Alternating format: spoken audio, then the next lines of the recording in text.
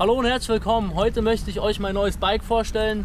Wer mir schon länger auf YouTube folgt, weiß, ich habe letztes Jahr einen Umstieg gewagt, bin von meinem Downhill-Bike 26 Zoll auf Enduro 29 Zoll umgestiegen, um einfach mal die Laufradgröße zu testen und auch weniger Federweg über das ganze Jahr, also über einen längeren Zeitraum zu testen. Und dann wollte ich das nächste Jahr, also heute 2017, entscheiden, ob ich weiter 29 Zoll fahre oder 650B oder überhaupt wieder auf Downhill-Bike umsteige. Und ja, ich habe mich entschieden und wie man sieht, ist es wieder ein Enduro geworden und wieder ein 29er. Ich möchte nicht sagen, 29er ist das Beste, sondern es muss jeder für sich selbst entscheiden, was ihm am besten passt. Und ich liebe 29er, das fährt sich richtig gut. Wer auch mal 29er ausgiebig testen möchte, kommt dieses Jahr zu den Trail Days in Slowenien. Dort werden alle Specialized Bikes vertreten sein, alle Laufradgrößen, und da könnt ihr ausgiebig testen. Ich werde auch vor Ort sein, also wäre schön, sich mal dort zu treffen. Zu den Details des Bikes. Das Bike nennt sich Specialized Enduro Pro Carbon 29 Six Fatty, langer Name. 29 Six Fatty heißt, jetzt sind halt 29 Zoll Laufräder montiert. Man kann aber auch 650V Plus fahren, beziehungsweise Six Fatty nennt sich das. Und dafür ist halt die Gabel konzipiert und auch der Hinterbau schön breit gebaut, dass man die dicken Reifen fahren kann. Der Rahmen ist komplett aus Carbon, also sowohl die Front als auch das Heck ist aus Carbon. Jetzt werden sich manche fragen, was ist der Unterschied zwischen Carbon und Aluminium? Ganz einfach erklärt, mehr Steifigkeit des Bikes, wenn sich das weniger verbindet, heißt gleich mehr Lenkpräzision. So, und ein Aluminiumrahmen ist schon sehr schön steif, aber bei Carbon kann man den Rahmen noch steifer bauen und das ist eigentlich der Hintergrund von Carbon. Klar, man denkt auch, Carbon ist direkt leichter, ist aber nicht immer der Fall. Klar wird es leichter sein als Aluminium, aber nicht sehr viel leichter. Also das ist nicht unbedingt das Ziel, dass das Bike leichter wird, sondern dass es steifer wird. Und hier hat Specialized auch nochmal in die Tasche gegriffen und hat Boost-Narben eingebaut. Boost heißt, dass die Speichenaufnahme auf den Narben etwas breiter sind und dadurch die Laufräder auch nochmal steifer sind, also gleich noch mehr Lenkpräzision, also verbesserte Fahreigenschaften. So, der Hinterbau hat 165 mm Federweg, gedämpft gefedert wird das über einen Öhlins Luftdämpfer STX, also Custom Specialized mit Autosag. Autosag werde ich euch nachher noch zeigen. Es ist eine RockShox Lyric Gabel verbaut und ja, der Antrieb ist ziemlich geil, ist SRAM Eagle 1x12, ja, 12 Gänge. Natürlich hat das Bike wieder eine höhenverstellbare Sattelstütze. Zack, mit mehreren Rasterungen, um auch so eine Cruiser-Position einzustellen. Bremsen sind hier SRAM Guide verbaut. Ich habe jetzt noch nicht meine ganzen anderen Teile dran gebaut, bis auf Lenker und Griffe und ein All-Mountain-Style Vorbau. Also auch wieder alles sehr leicht, auch meinen sehr leichten Carbon-Sattel. Und jetzt habe ich das Bike gewogen mit ein paar Titanschrauben, wiegt das jetzt schon 14 Kilogramm. Noch nicht einmal tubeless, also wenn ich das noch tubeless mache, die Tage, komme ich da auf unter 14 Kilo, ziemlich cool. Und ja, ich habe das Bike noch gar nicht gefahren, also es ist jetzt hier so ein bisschen dreckig, weil ich bis hier rüber gefahren bin, aber ich habe es noch nicht wirklich getestet. Dafür habe ich das Video aufgespart, um mit euch zusammen eine kleine Tour heute zu fahren. Ich war die letzten 3 Wochen erkältet, konnte gar nicht Fahrrad fahren. Hoffe, dass ich heute einigermaßen fit bin, ein paar Kilometer zu strampeln, damit ich es nicht vergesse. Hier diese SWAT-Box. Ja, erstmal hat man hier ein kleines Tool von Specialized. Da hat man alle Dinge dran, die man braucht fürs Fahrrad. Für unterwegs zumindest. Und die SWAT-Box, ganz special. Ups. Ja, und die SWAT-Box kann man sehr viele Sachen drin verstauen. Nimmt man einfach hier den Deckel ab. Und hier habe ich zum Beispiel hier 2 Riegel reingestopft und einen Ersatzschlauch. Also sehr viel Stauraum, ziemlich cool. Braucht man dann nicht alles in den Rucksack zu tragen. Oder vielleicht kann man auch eine Tour fahren, komplett ohne Rucksack, wenn man hier sein ganzes Flickzeug und Notfallset dabei hat.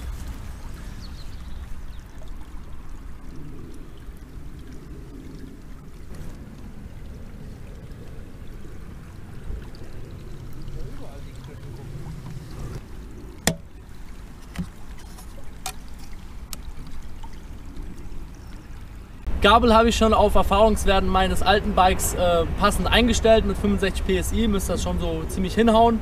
Und der Dämpfer hat diese Autosag-Funktion, wo sich der Luftdruck automatisch auf mein Gewicht einstellt. Dafür muss ich erstmal den Dämpfer aufpumpen auf 250 PSI. Ups. So, setzen wir mal die Dämpferpumpe an.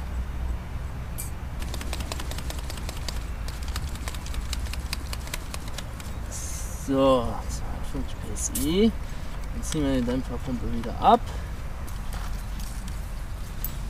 So, dann muss das Fahrwerk komplett geöffnet sein. Also es hat ja hier wieder diese 3 verschiedenen Hebel, 3 verschiedene Stufen von Druckstufenhärte.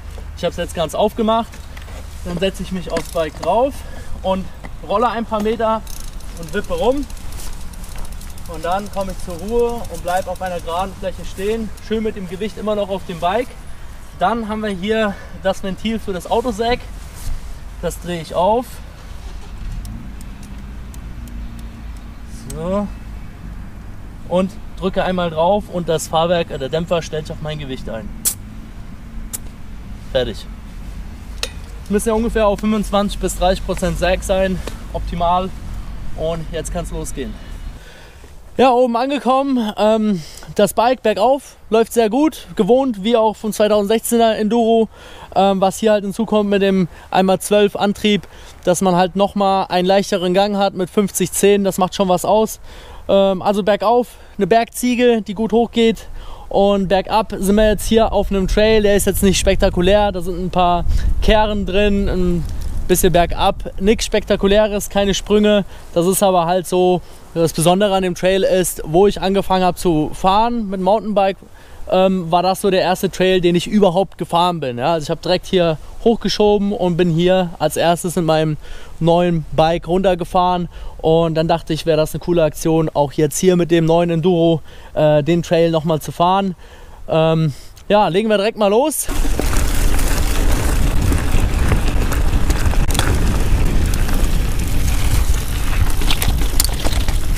So, hier werden wir aber nicht geradeaus fahren, sondern hier schön die Kehre.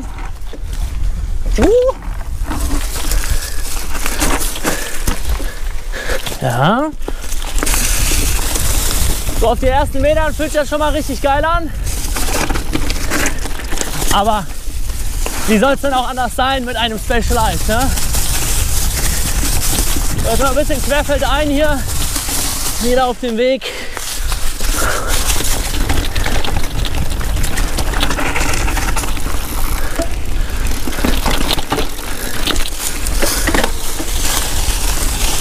Ja, das Fahrwerk, der Antrieb lässt sich gut schalten. Das Schaltwerk ist schön präzise und genau, schaltet ohne viel Knacken. Hier muss ich ein bisschen bremsen, hier ist gefährlich. Einmal nach links absegeln und dann war's das. So, hier kommt gleich eine schöne Passage bergauf mit dem 29er. Überhaupt kein Problem.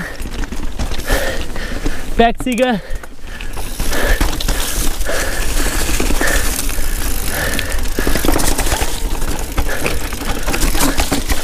So, und jetzt Vollgas.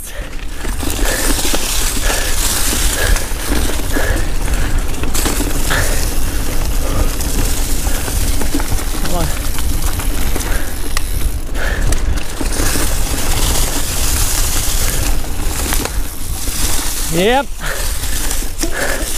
So, jetzt Sattel hoch und ein kleines Tretstück. Ja, die ersten paar Meter hat sich gut angefühlt. Wenn ich die Augen zumache, könnte ich sagen, okay, ich bin mit meinem 2016er Enduro unterwegs. Also fühlt sich so vom Fahrwerk, Fahreigenschaft ähnlich an. Aber das Steife, also den steifen Rahmen und die Laufräder, spürt man schon. Das Bike lässt sich ein bisschen agiler in die Kurven bringen. Das Fahrwerk, also gerade den Hinterbau, habe ich mich jetzt noch gar nicht mit befasst. Mit den Einstellungen, Zugstufe, Druckstufe, habe es mal so auf Mittel eingestellt. Das muss ich noch ein bisschen fein justieren. Aber so auf den ersten Metern war es schon ganz okay. So, jetzt kommen wir auf den letzten Abschnitt des Trails hier. Hauptsächlich nur Spitzkehren, bisschen langsamer fahren. Guten Tag.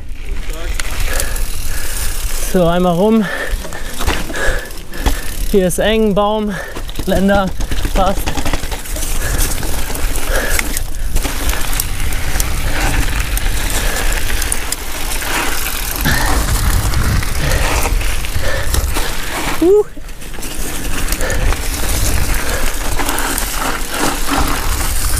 Hey. Jawohl, sehr schön. Ja, das Bike fühlt sich sehr, sehr geil an. Für mich jetzt halt ein bisschen ungewohnt, wieder normale Bremsen zu fahren. Also hier auf dem Bike zurzeit keine Brakeforce waren angeschraubt, sondern gewöhnliche Bremsen, sage ich mal. Aber sehr gut. SRAM Guide RS läuft sehr gut, lässt sich gut dosieren. Gute Bremse. Ja, erste Abfahrt mit dem Bike, war ziemlich geil. Ihr durftet dabei sein. Ich habe mich in das Bike verliebt. Die Farbe ist geil, das Design des Rahmens ist geil und fahren lässt sich das richtig gut. Okay, ich meine, das war ein einfacher Trail. Bin gespannt, wie das nachher auf der Downhill-Strecke sein wird und allgemein im Bikepark bei Sprüngen und sowas. Ich meine, das Ding wird auch um einiges leichter sein als mein altes Bike. Und ja, ich hoffe, das Video hat euch gefallen. Wenn ihr mehr über die Parts des Bikes wissen wollt oder allgemein über meine Ausrüstung, über meine richtig geile Pornobrille oder Helm, habe ich alles auf meiner Homepage verlinkt, alles beschrieben. Klickt einfach auf den Button hier oben und schaltet das nächste Mal wieder ein. Bis zum nächsten Mal. Ciao.